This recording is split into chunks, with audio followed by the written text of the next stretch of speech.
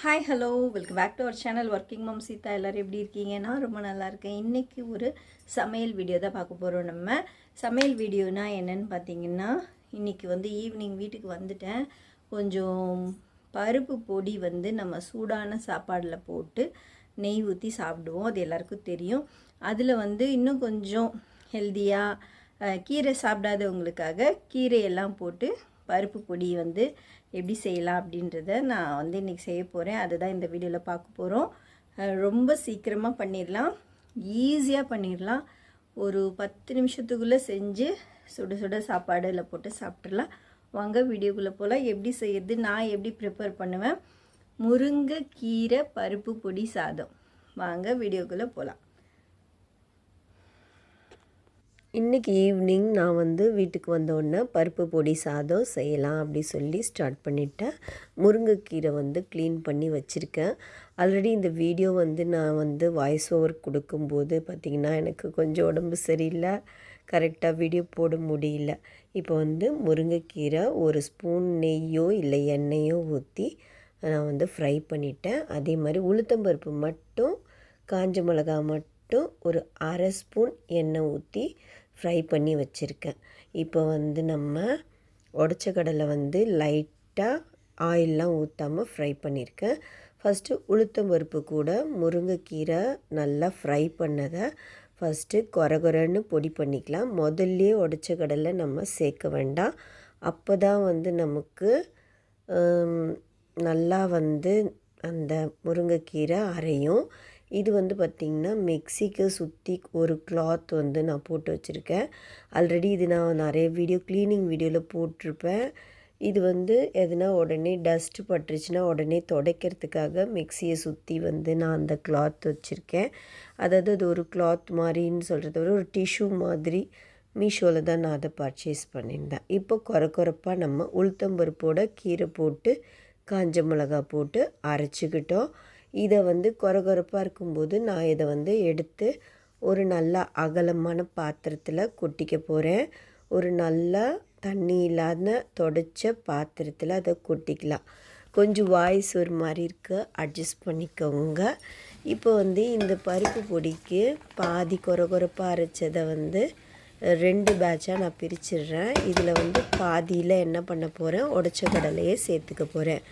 உடச்ச கடலையை பாதி பாதியாக சேர்க்குறேன்னா ஃபஸ்ட்டே அதை போட்டுட்டா இந்த உளுத்தம்பருப்பு சீக்கிரம் அரையாது. அதனால் 2 பேட்சாக பிரிச்சுட்டு பாதியை நம்ம உடச்ச கடலை போட்டு இப்போ அரைச்சிக்க போகிறோம்.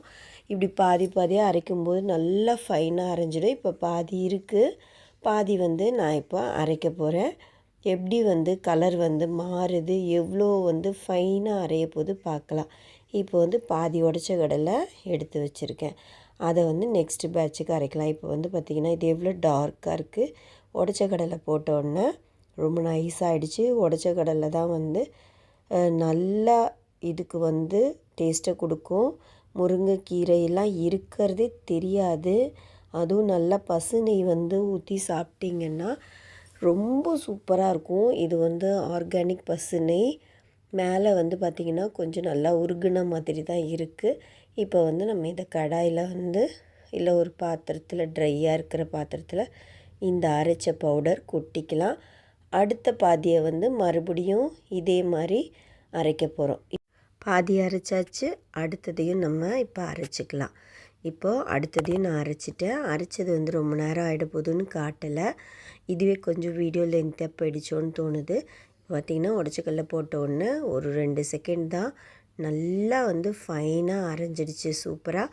உளுத்தம்பருப்பு மட்டும்தான் கொஞ்சம் நேரம் ஆகும். அது கூட நம்ம ஏன் ஆயில் சேர்த்து வறுத்தோன்னா சீக்கிரத்தில் நமக்கு நல்ல ஒரு டேஸ்ட்டும் சீக்கிரத்தில் கெடாத மாதிரியும் இருக்கணும் அப்படின்றதுக்காக தான் உடச்ச கடலைக்கு நான் ஆயிலெலாம் போடவே இல்லை.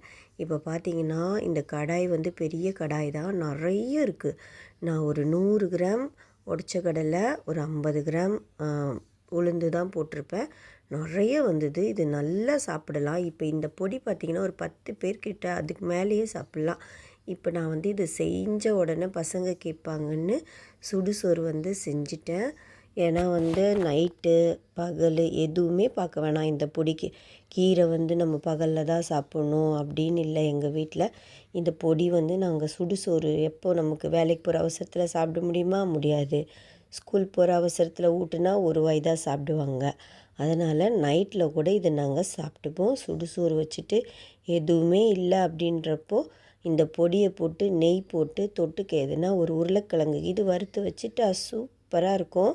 இன்றைக்கி வந்து நைட்டுக்கு இது நல்ல வெயில் சீசன், மாம்பழ சீசன் அப்படின்றனால மாம்பழம் வச்சு பாப்பாவுக்கு வந்து நான் கொடுக்க போகிறேன். நல்லா சாப்பிடுது பாப்பா. எல்லாருமே எங்கள் வீட்டில் சாப்பிட்றாங்க. நானே வந்து வெறுமனே பருப்பு பொடி அரைப்பேன்.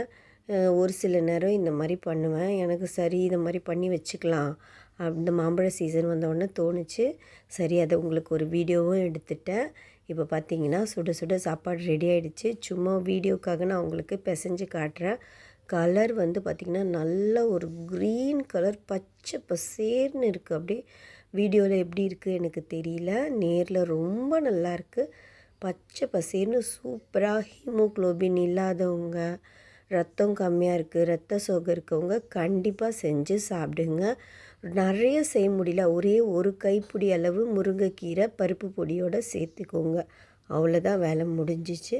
இப்போ மாம்பழமும் தொட்டுக்க ரெடி ஆகிடுச்சு. பங்கனப்பள்ளி மாம்பழம் வச்சுக்கிட்டு சாப்பிட ரெடி ஆயாச்சு. இது ஏற்கனவே பார்த்திங்கன்னா நான் பருப்பு பொடி அரைச்சி வச்சுருக்கேன். அதில் கீரை போடலை. அந்த பாக்ஸ்லேயே வந்து நான் இப்போது ஸ்டோர் பண்ணிக்க போகிறேன். வீடியோ வந்து ஃபஸ்ட்டு நான் எடுக்கணும் அப்படின்ற ஒரு இதிலே இல்லை. ஆனால் அது செய்யும்போது எனக்கு இல்லை, இது வந்து யாருக்காவது யூஸ் ஆகும் அப்படின்னு நினச்சிட்டு நான் வீடியோ எடுத்துட்டேன். கொஞ்சம் வீடியோ எப்படி இருக்கோ அட்ஜஸ்ட் பண்ணிக்கோங்க. இப்போ வந்து பார்த்திங்கன்னா இந்த பாக்ஸ் கொஞ்சம் வந்து ஸ்பேஷியஸாக இருந்தது, காற்றெல்லாம் போகிற மாதிரி இருக்கும் அப்படின்றதுக்காக இந்த ஒரு சாக்லேட் பாக்ஸில் நான் வந்து போட்டு வச்சுட்டேன். இது மேடம் மேலே கூட வைக்கலாம், பசங்க வேணால் எடுத்துப்பாங்க, ஃப்ரிட்ஜில் கூட வச்சுக்கலாம். இப்போ வந்து பார்த்திங்கன்னா நல்லா சாப்பிட்டுட்டு விளையாடிட்டு இருக்கு பாப்பா. இந்த மாதிரி ஷார்ட்ஸ்லாம் வந்து உங்களுக்கு இந்த மாதிரி விளையாடுறதெல்லாம் ஷார்ட்ஸில் வந்துட்டுருக்கு. அதாவது என்னோடய சேனலில் உங்களுக்கு பிடிச்சிருந்தா போய் நீங்கள் ஷார்ட்ஸ் கூட பார்க்கலாம். அதுக்கப்புறம் நம்ம வந்து இந்த சேனல் இதோட முடிஞ்சிருச்சு. நைட்டு நேரம்தான் இது செஞ்சுருந்தேன். அப்புறம் பார்த்தா சாப்பிட்டு விளையாடிட்டு இருந்தது, அது உங்களுக்கு காட்டலாம் அப்படி தான் இதில் வந்து ஆட் பண்ணியிருக்கேன் இந்த சின்ன கிளிப்பிங்ஸ். உங்களுக்கு பிடிச்சிருந்தா லைக் பண்ணுங்கள், ஷேர் பண்ணுங்கள், கமெண்ட் பண்ணுங்கள். வீடியோ பிடிச்சிருந்தா லைக்கும் பண்ணுங்கள், சப்ஸ்கிரைபும் பண்ணுங்கள். வீடியோ பார்த்தீங்களா? பிடிச்சிருந்ததா? முருங்கைக்கீரை சாப்பிடாத பசங்களுக்கு இந்த மாதிரி பண்ணி கொடுங்க. நான் வந்து இப்படி தான் பண்ணுறேன். இப்போல்லாம் நானுமே சாப்பிட மாட்டேன். ஏன்னா கீரை சாப்பிட்டாக்கா நமக்கு டைஜஷன் வந்து ஆகுமா என்ன ஆகுமோ, வேலைக்கு போனால் கூட சாப்பிட்றதுக்கு எப்படி இருக்குமோ அப்படி தோணும். நான் நல்லா வந்து ஒரு கட்டு கீரை அந்த மாதிரி சொல்லுவாங்களா, அந்த மாதிரி அளவுக்கு முருங்கைக்கீரை வந்து க்ளீன் பண்ணிவிட்டு வாஷ் பண்ணி ஒரு பேப்பரில் நைட்டு போல் அப்படியே ஆற வச்சிடலாம். ஒரு துணி அந்த மாதிரி போட்டு ஆற வச்சிட்டிங்கன்னா நம்ம வந்து இந்த மாதிரி பண்ணி வச்சுக்கலாம். ஃப்ரிட்ஜில் வச்சுட்டாக்கா ஒரு 2-3 வீக்ஸ் கூட ரொம்ப நல்லாயிருக்கும். 1 மந்த் வரைக்கும் கூட நல்லாயிருக்கும். முருங்கைக்கீரை மட்டும் கொஞ்சம் நல்லா வந்து ஃப்ரை பண்ணிக்கணும். அப்புறம் கொஞ்சம் ஈரம் இல்லாமல் பார்த்துக்கணும். மழை பெய்யும் பாருங்களேன், அந்த மாதிரி டைமில் கூட கொஞ்சம் வாஷ் அவுட் ஆகிடும் அந்த டஸ்ட்டெல்லாம். அப்போ கூட நம்ம பறித்து வச்சுட்டு டைரெக்டாக நம்ம வந்து க்ளீன் மட்டும் பண்ணிவிட்டு கழுவெல்லாம் வேண்டாம். அப்போ கூட அது மாதிரி கூட செஞ்சு மழை டைமில் கூட நம்ம வந்து எடுத்துக்கலாம். இது வந்து ரொம்ப டேஸ்ட்டாக இருக்கும். கீரை ஒன்று சேர்த்துருக்கிறதே தெரியாது. எப்படி வந்து பருப்பு பொடி நெய் போட்டு சாப்பிடுவோம் சுட சுட சாப்பாடு, அந்த மாதிரி இருக்கும். உங்களுக்கு பிடிச்சிருந்தா ட்ரை பண்ணுங்கள். அதுக்கப்புறம் உங்கள் கமெண்ட்ஸ் வந்து சொல்லுங்கள். இன்னொரு நல்ல வீடியோவோடு நான் உங்களை வந்து சந்திக்கிறேன். பாய் ஃப்ரம் ஒர்க்கிங் மம் சீதா. இன்னும் நம்ம சேனலில் நிறைய அன்பாக்சிங் வீடியோஸ்லாம் நிறைய இருக்குது. மீஷோ ஷாப்பிங் வீடியோஸ் இருக்குது, பூனைக்குட்டி ஷார்ட்ஸில் அதெல்லாம் இருக்குது. பார்த்து என்ஜாய் பண்ணுங்கள். நம்ம சேனல் பிடிச்சிருந்தால் லைக் பண்ணுங்கள், சப்ஸ்கிரைப் பண்ணுங்கள். Bye from working mom Sita. Bye.